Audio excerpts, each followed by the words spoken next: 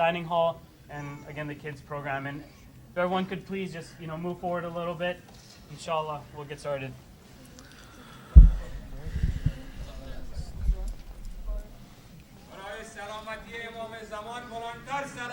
اللهم صل على محمد وآل محمد سيدنا ونبينا ومولانا أبي القاسم محمد اللهم صل على محمد وآل محمد وأجل فرجه والصلاة والسلام على أهل بيته الطيبين الطاهرين المعصومين ولعنة الله على أعدائهم من الآن إلى قيام يوم الدين ولا حول ولا قوة إلا بالله العلي العظيم وأما بعد فقد قال الله سبحانه وتعالى في كتابه المتين بسم الله الرحمن الرحيم فلا تخشوهم واخشوني ولأتم نعمتي عليكم ولعلكم تهتدون صدق الله العلي العظيم صلوات اللهم صل على محمد وآل محمد وأجل فرجهم. Brothers and sisters, Assalamu alaikum wa rahmatullahi wa barakatuh. Condolences to each and every one of you, to mu'mineen and mu'minat worldwide, to our leadership, Maraja, Taqleed, Maqam Muazzam Rahbari. This evening that we are commemorating Sham Ghariban, the 11th night of Muharram. This is the night in which the victory of Imam Hussein's revolution was begun. And as we had explained to you over the last 2 or 3 speeches, usually in our discussion, when I have discussions with people, I like to do a series. I don't like to jump around too much. I do have ADD, so jumping around too much is just not useful for me. So if we stick to one subject, it's a little better. And this subject that we began on imtihanat, on tests, this subject is something that really, we bit off a bit more than we could chew. We have touched on a great many points that we'll try to review the most important of them this evening. But first I want to begin with a few clarifications, and as we did earlier, inshallah, an apology. So send a salawat. Allahumma salli ala Muhammad wa ala Muhammad. We'll do the apology first so that the explanation can lead right into the discussion. I'm a little rough around the edges. Be patient with me. It's good to hear the brothers say that they want to invite me back, that we should come back and visit, because usually we carry a lighter in our pocket just special for burning bridges. And alhamdulillah, you've enjoyed the lectures that we've had, but if I've offended anyone or been rough with anyone during these days of us together, then inshallah I hope that bihaqqa Muhammad wa ali Muhammad, that you'll have mercy with me inshallah and forgive me. And inshallah, as you all know, the same is true for. What about the clarification that we have to make? Today in our discussion, we said something concerning leadership, velayat. And of course, we have an agenda that we push. But we want to make something very clear when we speak of this agenda. Bil khusus, this agenda in North America. When we spoke of wilayat earlier today, and we mentioned Iraq and the suffering of Iraq, it was this mal'oon Saddam that was intended. And no one should think that anyone else was intended. This should be very clear. We have a problem in North America, especially amongst Shias, and Maulana Abedi, other well-known, high-ranking ulama, as well as the hitmen of the ulama like me, Hezbollahiyah. We also are spending the time spreading this message that there should not develop in North America group by group, camp by camp, divisions amongst the Shias at all, much less amongst the Muslims.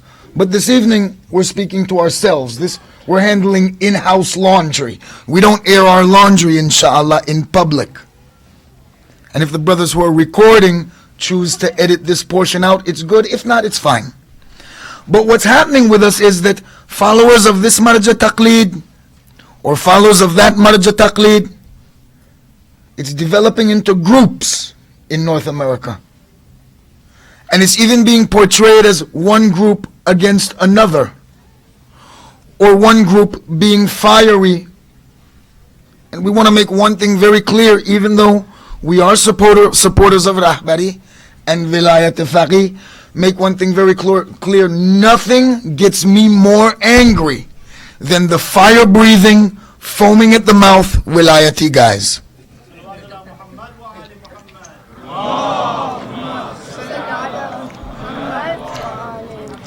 The concept of Vilayat Faqih is something you all have to study. You all have to become acquainted with. And this is a concept. Please note I said a concept. And it is a concept under construction. And we should not ridicule or call down any of its manifestations that may appear in various parts of the world. This is the yearning of Muslim peoples for unified leadership. And this is all it is. And to create a situation where it's this group against that group, there are du'as, there are sins rather, that have immediate effects. And for that you can look online for the Sharh Dua Kumail, commentary on Dua Kumail. I'm sure it's available to you in English, insha'Allah. However, when we say this, we want to make it very clear, because a lot of people are living thinking that their tests are something bad, and that tests are something to be avoided, and that tests are contrary to an ideal life. And so if there's one thing that we should have learned in this period of time, is that tests are a natural part of life, a necessary part of life, and even an enjoyable part of life. And we mentioned this for you. On the night of Ashura, companions weren't crying and weeping and wailing and holding their children in their arms and lamenting and dreading the dawn. They were joking that night of Ashura. They were happy that night of Ashura. Paradise. So, this is a victory for us. And we should not portray the tests that we face in life as something bad, something that we want to escape, something that can't be enjoyed, because they're there for our growth, our development, and our progress. And running away from tests only make them worse. We had mentioned some fundamentals of testing and things that really, in my view, and I don't mean to upset anyone when I said any of these things, but in my view, is necessary for our community. Many of our tests are tests of fear. We are faced with a variety of fears and anxieties. They're selling medicine over the counter, under the counter, behind the counter. Get it as you like. For a variety of anxiety disorders that we're describing as psychological disorders, our country, because this is our country, we live here, we breathe the same air, we drink the same water. Even though your food is slaughtered different and separate from theirs, your animals eat the same grass. We go to the same schools, we work in the same places, we're going to get sick with the same diseases. Our people need to know that our problems, our tests are not marazhaye rabani, they're not psychological disorders. They're disorders of the heart. Most of our problems aren't problems here. That's why we can't get help for them at the psychiatrist. That's why these psychologists are inept and incompetent and can't help us, because our problems aren't in our head. Our problems are in our heart. This is a nation, and we're part of it, that is in desperate need for spiritual medicine. And so, when we talk about these tests that we face, we don't mean to upset anybody or turn anybody off. But the fact of the matter is that most of our problems are caused by fears that are illegitimate. And we mentioned all of this, and it's important for us to remember it. Most of our fears are illegitimate, fears that you should pay no attention to. Fears of what if. Anytime there's a what if in your fear, anytime there's a fear that we can't do anything to prepare for or defend against, then that fear is illegitimate and should be ignored. Anytime that we are in fear, we should seek refuge with Allah subhanahu wa ta'ala. He's the only one that we should fear. Allah tests us with fear because it's such a powerful catalyst. It really is. And this is why Allah tests us with fear, because fear makes us react. Fear makes us move. And it's appropriate that Allah should train us with fear if we are to become fearless. It's absolutely necessary that we be trained with fear if we are to become fearless. However, we gave one warning that's very important to recall here. We should not train our children with fear. This is different now. We may encounter fear as a test in our lives. Let the children encounter their own fears as tests in their lives. Don't you put your fears in your children's hearts. Make sure that we don't use fear to train our children. Oh, don't go outside. The monster will get you. Oh, look out, look out, look out. Come quick, it's coming. Another way we train children with fear is we tell them, look, if you don't do good in school, you're going to end up being a street sweeper. Is that what you want? Do you want to end up being a failure? Do you want to end up being homeless? Do you want to live by in a van down by the river? No. You don't want that. So we use fear also to train our children in that way. Don't use fear to train our children. Don't make them fearful. Don't give them anxieties. How many of us are suffering with anxieties of how am I going to perform in school? The worst thing for a believer to say is that I cannot do it. This is something that should not exist to the believer. I can't. Why? Because Allah subhanahu wa ta'ala tests us only according to our capacity. He never tests us more than our capacity. He never tests us more than our capacity. When we do get tested, we may be tested slightly above our current capacity, but it is only to reveal our potential capacity to us. So when we look at these things, it's important for us to remember tests are never ending, and the reason is because we need tamreen, we need repetition to really learn. Human beings learn by repetition, going over things over and over and over again. So this is very important. These issues of testing, we have to conquer them. We have to.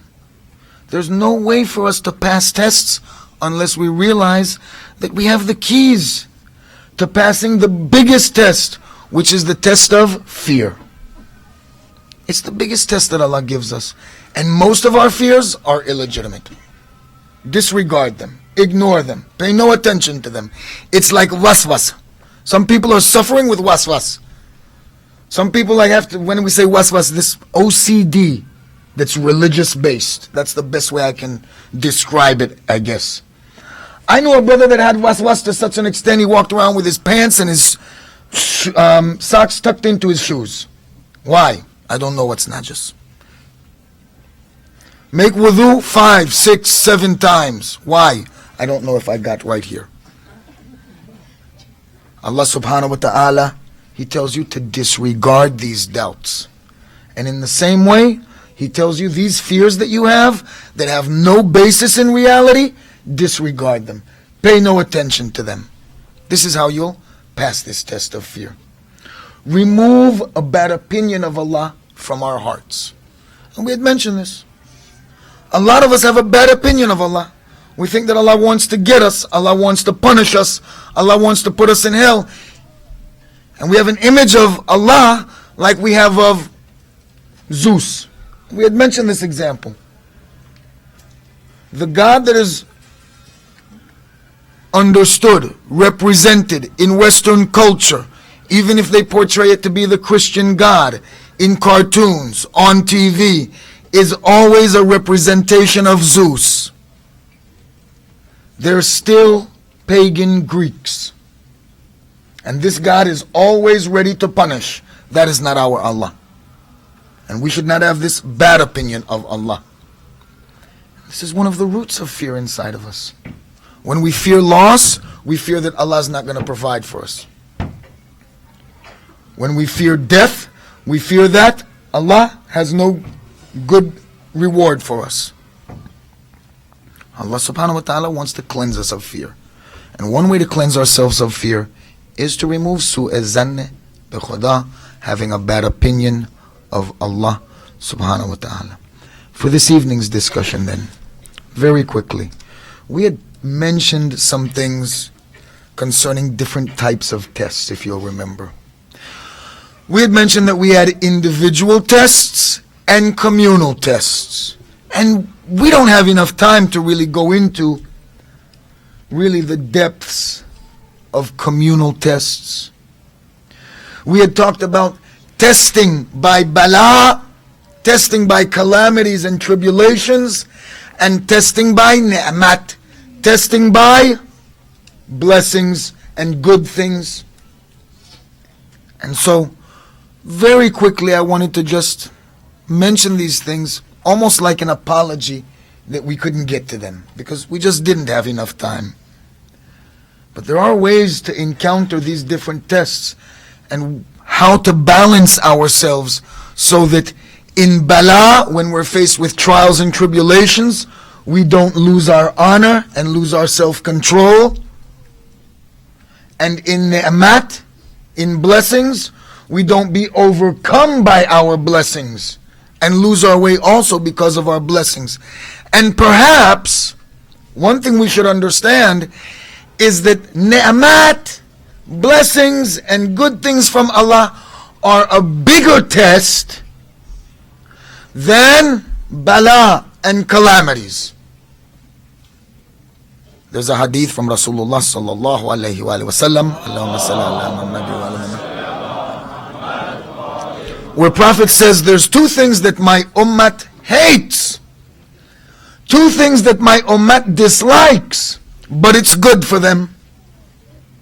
So companions were like, Ya Rasulullah, what are the two things that are good for us but that we dislike? How can we learn this? Prophet says, one of them is death, even though it is a release from the trials and tribulations of this life. And the other is poverty, even though it is a lessening of the account with Allah. Poverty has its own test. Lack of means has its own test. But ni'mat is a bigger test. Blessings and good things from Allah is an even bigger test. Because you see, on the day of judgment, the poor person, the one who was mazloom, the one who was facing bala, there's a series of questions he won't have to answer. And that is, what did you do with your wealth? How did you spend that? Whereas the rich person, in addition to all his trials and tribulations, because don't think that because he had money, now he had like a takhfif, a discount when it comes to calamities and trials and tribulations. No, believe me, most of them you see in their nice cars are unhappy. I've been to their houses. They drive the latest model car, but don't have a jug of cold water in their fridge to eat, to drink. Don't have a proper meal to eat.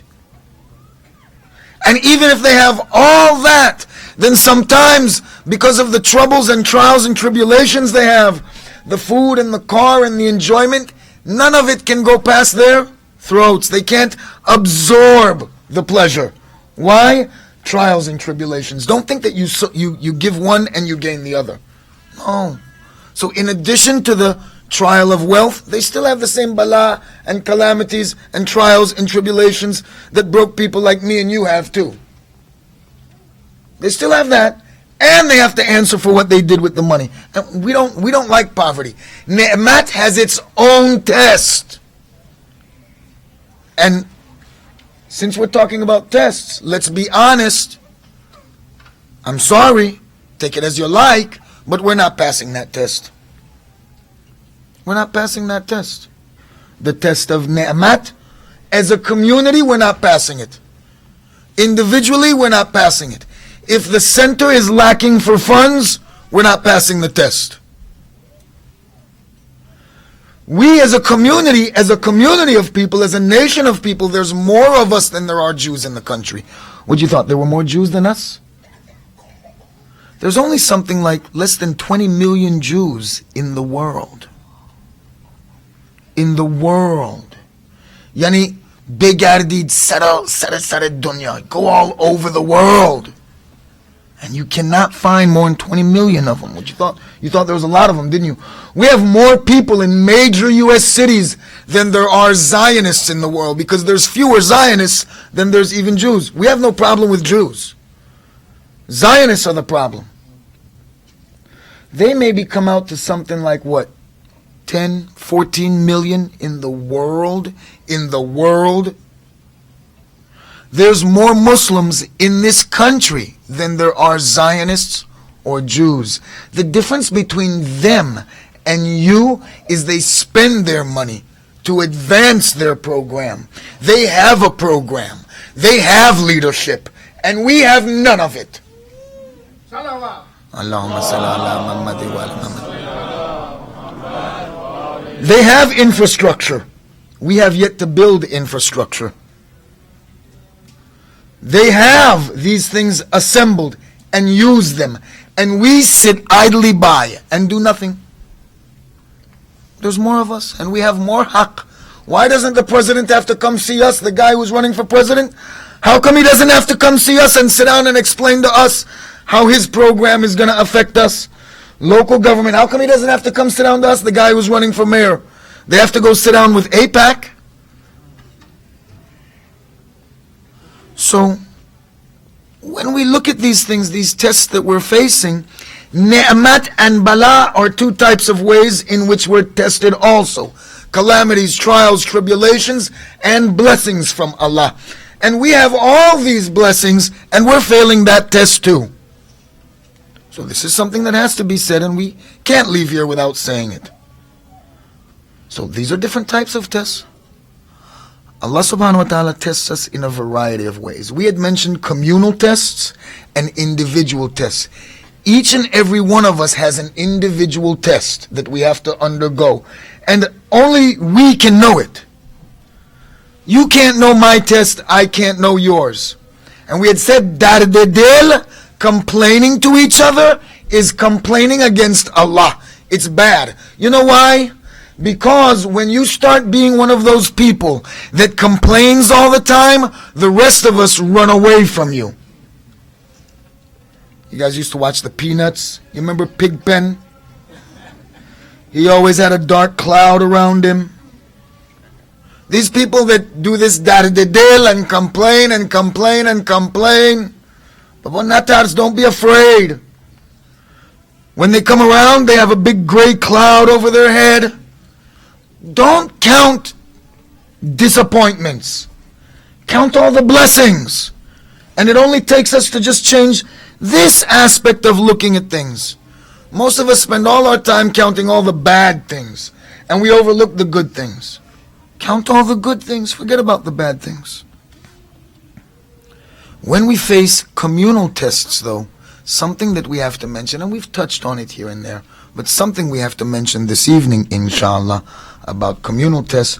There is a relationship between what they say, the khawas, those who are in a leadership position in the community, and the awam, the masses of the community. And we have to make sure that we keep this relationship in touch with each other when we face communal tests as a nation, as a community.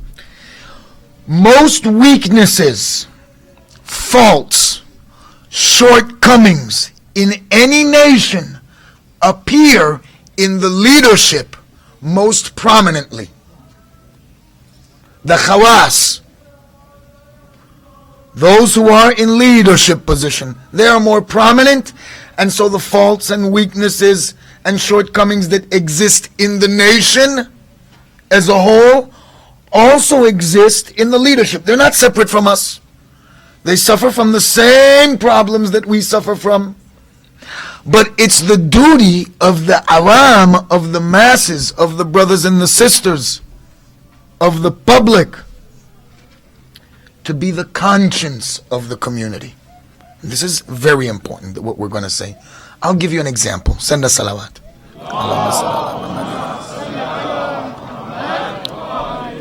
Sometimes someone says something to us. Sorry, if everyone could just please move up. Sorry to cut you off, Sheikh. If everyone could just please move up. Take a few steps forward. We're really packed in, and there's other brothers and sisters that would like to enter the hall. Sometimes people get us upset. We get aggravated. We have short tempers. We lose our temper with people. And we say something that upsets them. We hurt their feelings. It can happen. After we hurt their feelings, after we say something, they aggravated us, we say something that hurts their feelings, then that little voice inside of us, in darsa akhlaq, in akhlaq classes, they teach you this is nafs ilham, nafs malhama, the nafs that has been revealed by Allah to you, the knowledge of good and bad, right from wrong, that's been revealed to each and every one of us by Allah subhanahu wa ta'ala. This little voice tells you, man, you were wrong. You should apologize to that person. You should repent to Allah, whatever the case is. And this is absolutely necessary. Every normal human being has this. There is nothing wrong with you if you feel guilty when you do something bad. And a lot of us think that, this is something, why do I feel this way? No, you're supposed to feel that way. In fact, there's something wrong with you if you don't. You're supposed to feel that way. And so just like this is true in individuals, it's true in societies and groups also. The people are the conscience. The people are the ones that if they see any shortcoming, any weakness in the movement, then they are and should be free to speak out and to support haqq. And this is one thing that is absolutely important when we talk about these things, especially in the West, when we talk about freedom of speech and freedom, and especially one's ability to express themselves. Islam is not against freedom of expression or freedom b'torah kol as a concept, but what we are against and what we don't like is that freedom to say something wrong or injurious. We believe in freedom of the press, but you're not free to print certain types of magazines, as an example. We believe in freedom of expression, but harf haq, you're free to speak the truth. No one should be free to speak a lie. What kind of freedom is this? A lot of people have taken advantage of this freedom of speech around the world, and look at where we are today. Freedom has been damaged. Freedom has been damaged. Here in America, we're not nearly as free as we used to be. Freedom has been damaged. There's certain things you can't say anymore. There's certain things you can't do anymore. All of it in the name of freedom. The The concept of freedom has been damaged. Why? By lies. Even if you want to start with 9/11, everybody knows Muslims didn't do that. And I don't have to watch any video, loose change, no kind of video. I know Muslims didn't do it because we can't do anything on time. You mean to tell me a group of Muslims got together and took over 3 planes according to a schedule at a certain time? Absolutely not. Never. It could never happen. Baba, we've got the proof here at Saba. Name one night that our program started on time. Name one night that dinner was served on time. Name one night that the Azadari and Matam ended on time. Go online, check the schedule that they put out, and see how well we did. You're going to make us believe that, and I'm not calling down any of our Arab brothers either. You're going to tell me that some Arabs took over a plane. Let's make even more trouble. The most organized group of the Shias is only the Khojas. They maybe could have pulled it off. Our people don't do these things, number one. It's haram. Number two, Muslims aren't that coordinated, organized to pull something like that off. Don't try to pull the wool over our eyes and cut down on our freedoms to say that, we did this. This is what's going on all around. Freedom is being abused. We also have rights.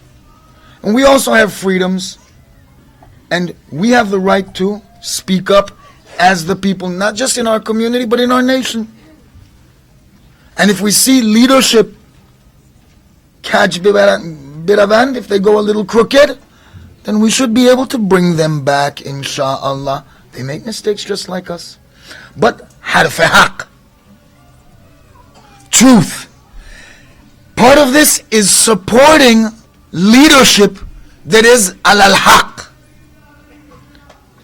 Leadership that is on the right path, then it's our duty to support that and to do himayat. It's absolutely necessary. Otherwise, we end up like things in the time of Imam Hassan alayhi salatu wasalam. Allahumma salli ala Muhammad wa ala Muhammad. What do you think? Imam Hassan wanted to sign a peace treaty? When Imam Khomeini signed the peace treaty with Iraq, the ceasefire with Iraq, he said, for me, it's like drinking a cup of poison.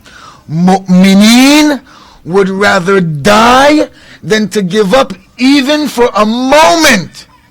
Because we know that peace only makes the enemy stronger. Hassan knew that Karbala was coming. Do you think that Imam Hassan wanted to make a peace treaty? No, he made a peace treaty because we, the people, didn't stand up. We, the people, didn't support him. So the same thing what happens in Kufa happens to Imam Hassan also. Baba, he's surrounded in his own camp by his own soldiers, wounded by his own men, his tent looted by his own soldiers. What else can you do but sign a peace treaty? With soldiers like this, certainly you can't go to the battlefield. So we have a duty towards leadership, towards vilayat, to support it ala haq, to push the program forward. When we discuss these issues of tests and communal tests, we have to realize, and we had mentioned it before, Imam Hussein's movement is not a Shia movement. Imam Hussein's movement is an Islamic movement. This movement empowers us to be fearless and to stand up and to be active people. This is not a lazy person's movement. This is a movement intended to inspire to action. The reason we gather year in and year out, day in and day out, to cry and to mourn, is to take this and use it as an inspiration for us to act. When we look at this movement of Imam Hussein, we see that after Karbala, way worse atrocities happened, way worse tragedies happened. Don't think that Imam Hussein alayhi salatu wassalam, his message, his tragedy wasn't for a reason. Imam Hussein, because of his tragedy on Yom Ashura, he's sending a warning to the people of Medina that if you see what they do to Hussein, to the Ashab Hussein, to the family of Hussein, to the children of Hussein, to the women of Hussein, then imagine Medina what they will do to you. And this is exactly what happened in Medina.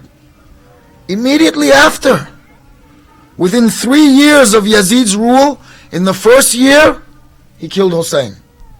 In the second year, he sacked Medina, and in the third, he destroyed the Kaaba. I mean, atrocities on a level, thousands killed, hundreds raped. You know, fear is something that made this happen. And we should not let fear affect us here now. Finally then, one of the biggest fears that we face is fear of other people.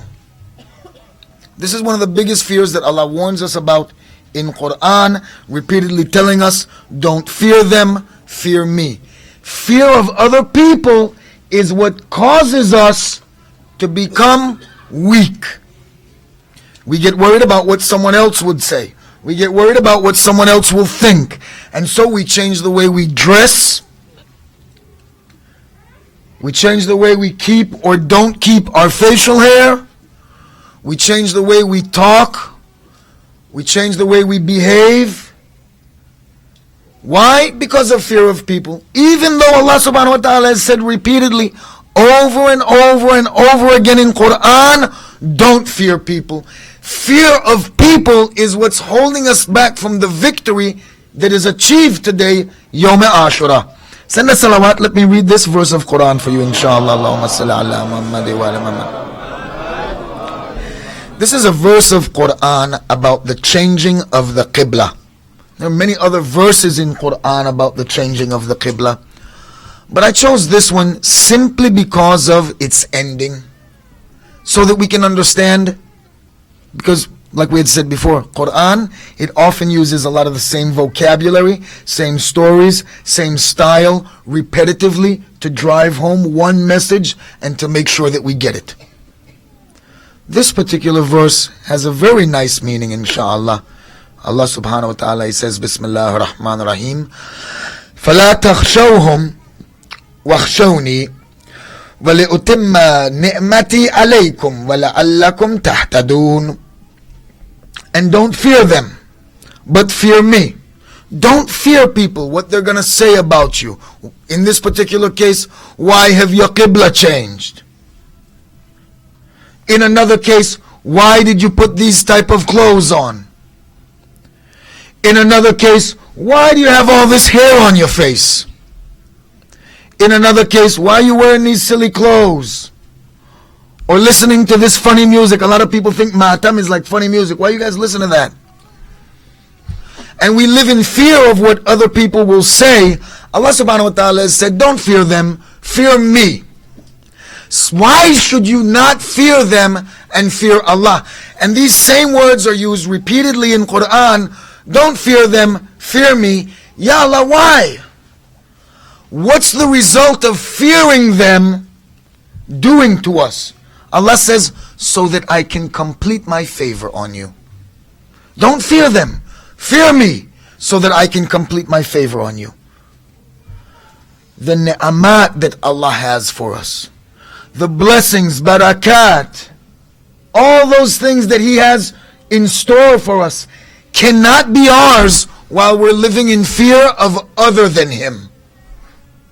The benefits of the religion cannot be ours unless we only fear Him and fear no one else. This fear of others, what another person's going to say, why you dress like that, why you act like that, why you speak like that, whatever the case is, this fear holds us back from getting the ni'amat of Allah. And so, what kind of awful life is this, that we live a life restricting ourselves, following the religion, but never enjoying the ni'amat? And this is what many of us are doing.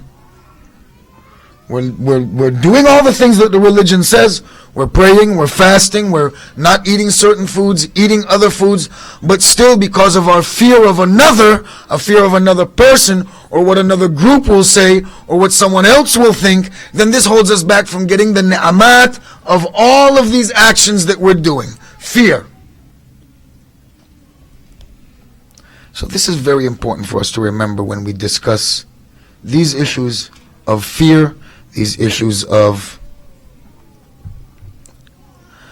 tests as a community, inshallah. One final thing then about tabligh, and it has something to do with the discussion that we're having about fearing others. Doing tabligh and spreading the message of Islam has nothing to do with going door to door and knocking on doors and giving out pamphlets and handing out magazines or having a TV show or a radio show or any of this. Imam Sadiq alayhi salatu wasalam said, represent us by your deeds. The best tabligh, the best way that we can send the Prophet's message forward to the people around us is by our example, by how we interact with people, by how we be Muslims. If we're the same as them, if they see that we have the same problems they have and we can't deal with them any better than they can, then why should they change? If in our spiritual lives we're doing just as poorly as they are, why should they change? If we're just as much thieves or liars or doing these things as they are, why should they change? It's very important for us to give a good example. Most people in the society around you know that the system that they're living by is wrong. I want you all to understand this. The people driving in their cars next to you on the highway, who live in the homes next to you in your neighborhood, who are working with you in the cubicle right next to you, they won't admit it to you. They won't tell you that, but in their heart of hearts, they know with yaqeen that the system that they support and that they're living in makes no sense, doesn't serve them, and is not adequate. And they're looking for an example. But until we give them an viable, and the key word here is viable alternative, then there's no hope for them. There's many alternatives, they don't see a viable alternative. But they're searching. And the best way to do tabligh is this way, through our example. Because this is the method that was used by Ahl Bayt Hussein alayhi salatu wasalam. We had mentioned a few nights ago that Imam Hussein's movement has various phases, various stages. One of these days when we're together, one of these times when we're together, we have to discuss the movement of Hazrat Muslim ibn Aqil. Often we group this in with the rest of Imam Hussein's movement, not realizing that it is a movement that, while it's not independent, it's autonomous of the movement of Imam Hussein. It has its own lesson to teach us. This is one phase of the movement of Imam Hussein. Another phase of the movement of Imam Hussein was seen in Medina when the news is first given to him of Muawiyah's death and Yazid's ascension. Another phase is in Mecca. This was a phase where Imam Hussein was introducing people to his movement. The final phase in Imam Hussein's movement is Karbala, is Yawm Ashura, and then we have Hazrat Zainab's movement. And again, it's not independent of Imam Hussein's movement, but it's autonomous. Each of these phases could be examined independently of each other and could teach us so much Tonight, let's finish on this note then. Tonight, Zainab works begin. You know, last night, the night of Ashura, when others were reading Quran, when others were doing dua and munajat and supplications to Allah, one of the companions of Imam Hussein happened to look over towards the tents of Hussein. And in the darkness, he saw someone moving around the tents. And so, feeling the need to defend the camp, he got up to go closer to see who was moving around these tents. And there in the darkness was Imam Hussein alayhi salatu wasalam. He asks Imam Hussein, Imam, is that you? Mawla, is that you? And he sees Imam Hussein working diligently around these tents. Hussein, what are you doing tonight in the darkness? Shab Ashura, the night of Ashura, last night, yani. Hussein, what are you doing tonight in the darkness? When his companion asks him, Imam, what are you doing? He says, there's a bunch of thorns on the ground. I'm picking them up. On the night of Ashura, Hussein was picking up thorns that were around the tents of his family. These were desert thorns. Very big thorns. You see, because what Imam Hussein and his troops had done was to bring, his companions had done was to bring these thorns and these bushes to create a kind of a barrier from them being attacked from the back. So they made this kind of like a defensive structure. And these thorns had become spread all over the ground. On the night of Ashura, Imam Hussein was picking up them thorns. Picking those up, why? Why? For today. For tonight. I told you a few days ago that much of the information that we have about the martyrdom of Imam Hussein and his companions, it comes from the enemy reporters. Tonight I'd like to read to you from one very short one, and we won't take your time much longer than that.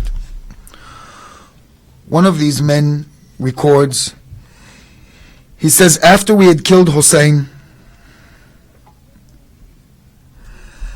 after he had been beheaded, then myself and 10 other men, we lined up our horses facing the tents of Hussein and his family members. And we made our horses ready. And we were the first 10 to attack the camp of Hussein. These are the words of this person who participated in this battle. He says, we struck our horses and we charged the camp of Hussein all together. The children, hearing the sounds of the horses, they thought it was their fathers returning. And so they came out to see the horses. But when they came out, they saw that it was us charging, and so they scattered everywhere. Hussein was picking up the thorns from the ground of the camp, so that when the children were scattered, that the thorns wouldn't go in their feet. The children were scattered, and this man says, by Allah, the children scattered everywhere, but there was one child, maybe 3 or 4 years old. This child was not fast enough to move. And because of the onrushing of the horses, became frightened and frozen in place. I saw one of my companions raise up his sword.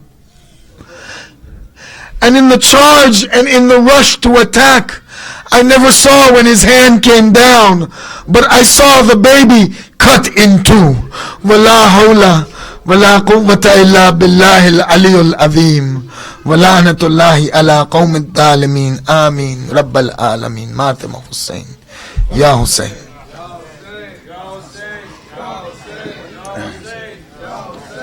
يا Hussein.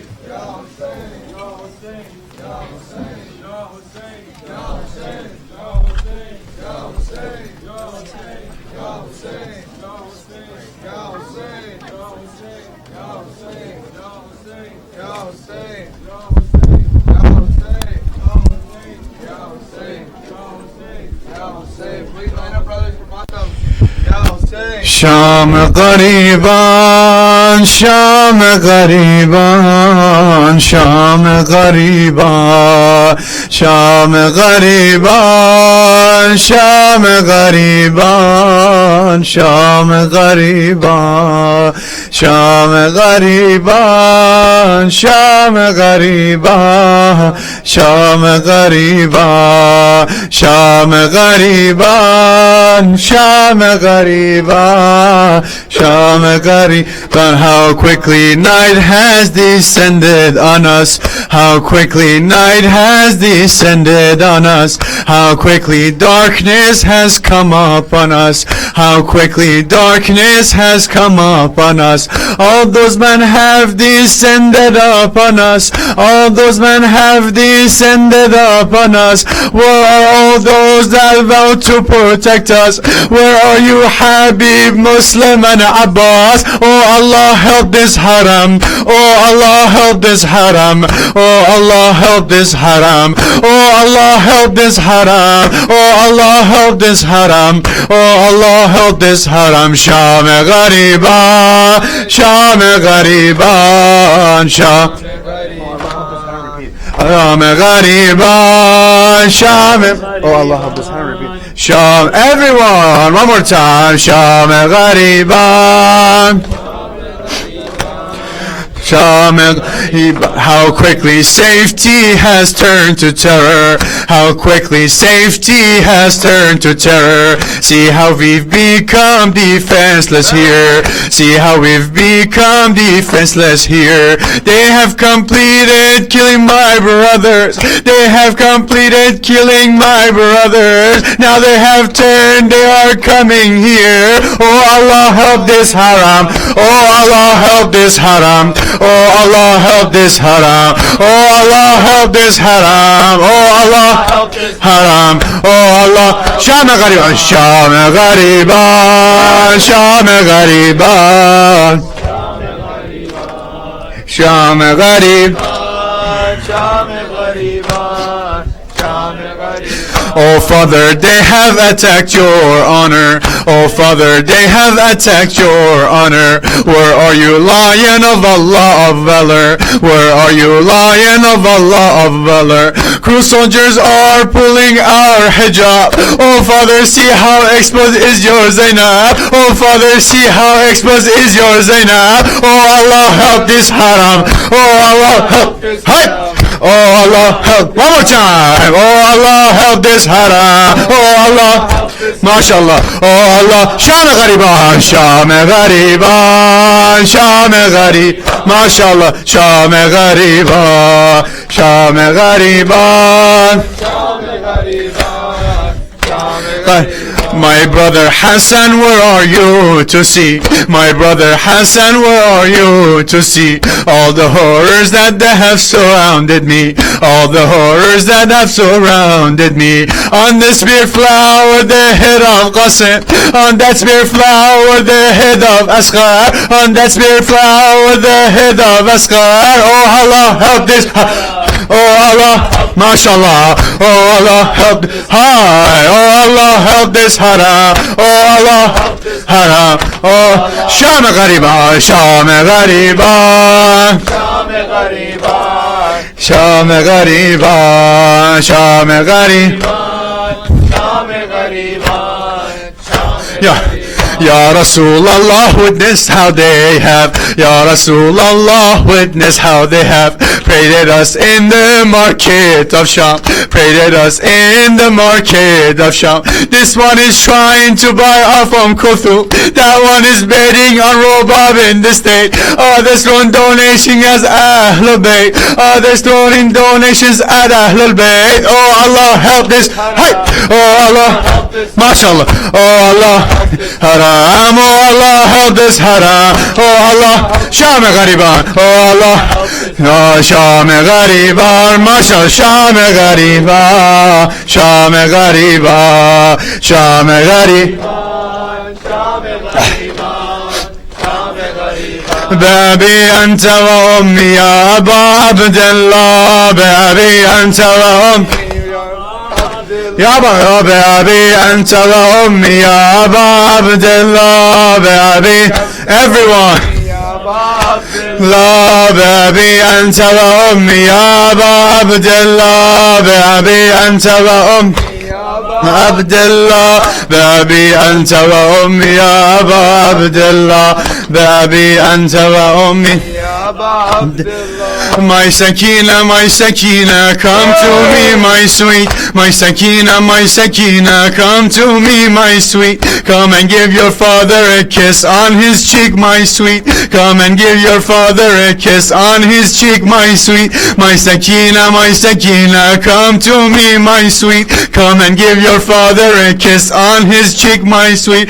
I only hope you will find a way up to me here. I only hope you will find a way up to me here. Look above you, my head on a spear. Look above you, my head on a spear. Baby anta wa ummi ya Aba Abdullah. Baby anta wa ummi لله بابي أنت وأمي لا بابي أنت يا أبا Oh my father, be you proud of me. Oh my father, be you proud of me. Today in Karbala, Akbar became Shahid. Today in Karbala, Akbar became Shahid. Don't you worry anymore, I'm now so happy here. Don't you worry anymore, I'm now so happy here. Comfortably resting up on the tip of this spear. Baby, anta ya Aba Abdullah. Baby, anta wa ummi ya Aba Abdullah. Baby, anta wa ummi ya Aba Abdullah. Baby, anta ya Aba My Sakina, how you need to rest. My Sakina, how you need to rest. Let daddy lull you to sleep, put your head on mine. Let daddy lull you to sleep, put your head on my chest. Just forgive me for I cannot kiss you, stroke your head. Just forgive me for I cannot kiss you, stroke your head. Look away, please look away, they have taken my head. Look away, please look away, they have taken my head. Baby, anta wa ummi ya Aba. Hi, baby, anta wa ummi ya Aba Abdullah. Baby, anta wa ummi ya Aba. Baby, anta wa ummi. Lady Zahra, Abbas tried his best. Lady Zahra, Abbas tried his best. I got at Mawla Hussein while I could without rest. I got at Mawla Hussein while I could without rest. Now I'm helpless, there's one request I leave you with. Now I am hopeless, there is one request I leave you. Take some water to him, I have no arms to hold with. Take some water to him, I have no arms to hold with. Baby, anta wa ummi Aba Abdullah. Baby, anta wa ummi Aba Abdullah. Baby, anta wa ummi Aba Abdullah. Baby, anta wa ummi Aba Abdullah. Ya Ibrahim, how patient you were. Ya Ibrahim, how patient you were. How difficult it must have been, you never wavered. How difficult it must have been, you never wavered. It was so hard that you covered your eyes with a cloth. It was so hard that you covered your eyes with a cloth. But when Akbar refused, but when Akbar returned lifeless, Hussein had no cloth. But when Akbar returned lifeless, Hussein had no cloth. Baby, anta wa ya Aba Hi, baby, anta wa Abdullah. Baby, anta wa ummi ya Aba Abdullah. Baby, anta wa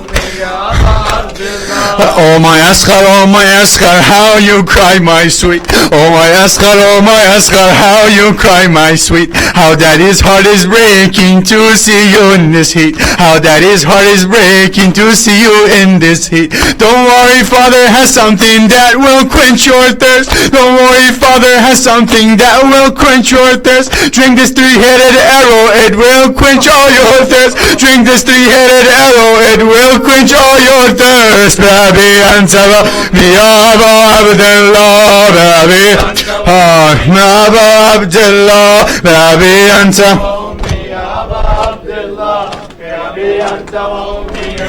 Abdullah, baby anta wa ummi ya Aba Abdullah, baby anta wa ummi. Hi, oh my Asghar, how you cry my sweet. Oh my Asghar, how you cry my sweet. How daddy's heart is breaking to see you in this heat. How daddy's heart is breaking to see you in this heat. Don't worry, father has something that will quench your thirst. Don't worry, father has something that will quench your thirst. Drink this three-headed arrow, it will quench all your thirst. Drink this three-headed arrow, it will quench all your thirst. Baby anta wa ya Aba Abdullah, baby. Hi, little Qasim, my dear nephew. Little Qasim, my dear nephew. You are still only a child, children must place true. You are still only a child, children must place true. Take this sword, play with the soldiers, with a game it'll prove. Take this sword, play with the soldiers, what a game it'll prove. Playing Karbala under the trampling horses' hooves. Playing Karbala under the trampling horses' hooves. Baby anta wa ummi ya Aba. Hi, baby Aba Abdullah, baby. Lady Zainab, don't you worry so. Lady Zainab, don't you worry so. You are the daughter of the great Caliph Destaino. You are the daughter of the great Caliph Destaino. They'll sit you on the throne and honor you also. They'll sit you on the throne and honor you also. She's sitting in the street, around her neck is a rope. She's sitting in the street, around her neck is rope. Baby anta wa ummi ya Aba Abdullah, baby anta wa ummi ya Aba. No more noise. Baby anta wa ummi ya Aba Abdullah, baby anta wa ummi ya Aba Abdullah, baby anta wa ummi ya Aba Abdullah, baby anta wa ummi ya Aba Abdullah. في الطفوف تسبى زينب للعين. في الطفوف تسبى زينب للعين. وتنادي أين أنت يا معيني.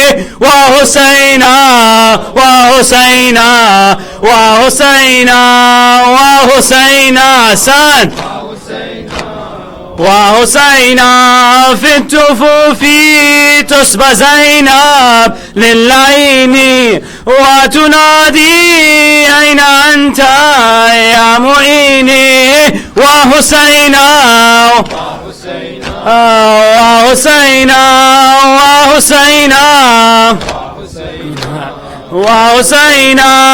When in Karbala the soldiers of Yazid shackled Zainab. When in Karbala the soldiers of Yazid shackled Zainab.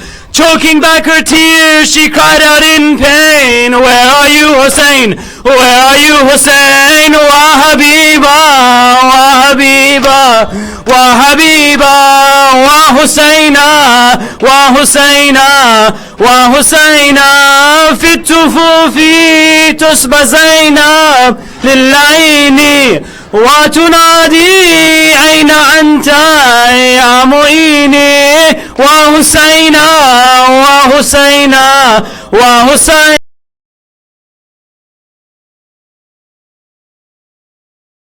and slain, lifeless on the sand. But your body lay, trampled and slain, lifeless on the sand. And your holy head thrust atop a spear, severed by Shimmer's hand, severed by Shimmer's hand. وقتيلا وقتيلا وقتيلا وحسينا وحسينا وحسينا.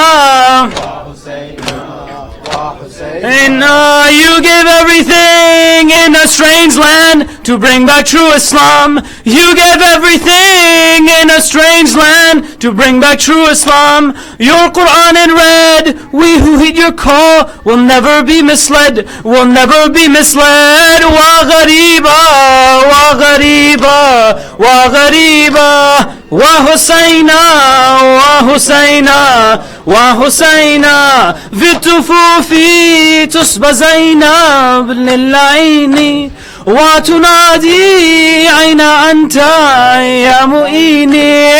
وحسينا أحسنت وحسينا وحسين وحسينا. Centuries away, even here today, your sacrifice lives on. Centuries away, even here today, your sacrifice lives on. Your light revives our hearts and guides us to your path. We're with you, O Imam. We're with you, O Imam. We're with you, O Imam. Wa Imama, wa Imama, wa Husayna, wa Husayn. حسينا في التفوف تصبى زينب للعين وتنادي أين أنت يا معيني. وحسينا وحسينا وحسينا وحسينا وحسينا وحسينا. عبد والله يا زهرة ما ننسى حسينا. أبد والله يا زهرة ما ننسى حسينا. أبد والله يا زهرة ما ننسى حسينا. أبد والله يا زهرة ما ننسى حسينا. أبد والله يا زهرة ما ننسى حسينا. أبد والله يا زهرة ما ننسى حسينا. أبد والله يا زهرة ما ننسى حسينا. أبد والله يا زهرة ما ننسى حسينا.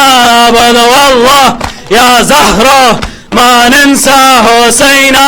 أبد والله يا زهرة ما ننسى حسينا. لا إله إلا الله لا إله إلا الله محمدا رسول الله. لا إله إلا الله لا إله إلا الله محمدا رسول الله. عليا ولي الله عليا ولي الله عليا ولي الله عليا ولي الله عليا ولي الله عليا ولي الله. نادي علي يا مظهر العجائب نادي علي يا مظهر العجائب. تجده من لك في النوائب كل هم وغم سينجلي. كل هم وغم سينجلي بعظمتك يا الله بعظمتك يا الله بنبوتك يا محمد بنبوتك يا محمد بولايتك. علي علي علي علي علي علي علي علي علي علي علي علي علي. حسين حسين حسين حسين حسين حسين حسين حسين حسين حسين حسين. زينب زينب زينب زينب زينب زينب زينب زينب زينب زينب زينب. عباس عباس Mubarak.